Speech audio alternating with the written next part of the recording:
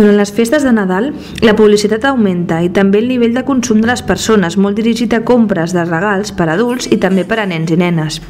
Sovint aquests regals són discriminatoris respecte del gènere i no són qüestionades de manera crítica. Per això, el CIR va promoure aquesta visió crítica a l'hora de plantejar-nos les compres en aquestes festes i va organitzar dues activitats.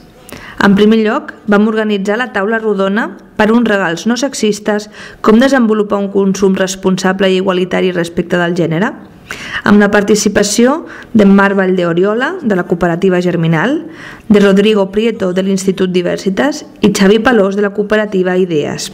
En segon lloc, també es va organitzar l'espectacle de clown al carrer, aquest any que regalem, amb la dinamització de Fil a l'Agulla, que va proposar un consum responsable i no sexista al mig de la plaça del Pi de Barcelona. Què és? La que més vull de totes? Què és? Se l'he dit al patxallers que és secret. Però tipus secret, tipus què? Tipus secret.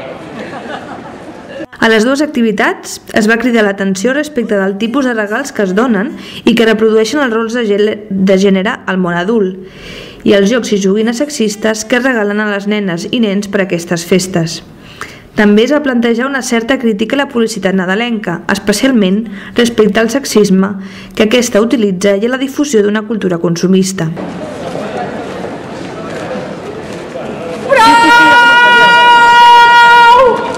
No, tranqui, queda temps. Carme! Per acabi l'Oriol, no? Nena, que està tot ready, està tot a punt. Els dos actes proposaven també ser imaginatius respecte al que regalar i pensar en regals no consumistes, temps, oci, coses reciclades, fetes per nosaltres, etc. L'he fet jo. Ah, que és guai. Dels colors de parxís.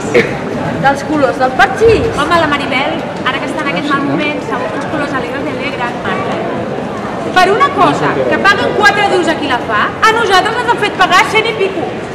Les activitats es van emmarcar dins de la campanya Els regals no són sexistes de l'Observatori de les Dones als mitjans de comunicació.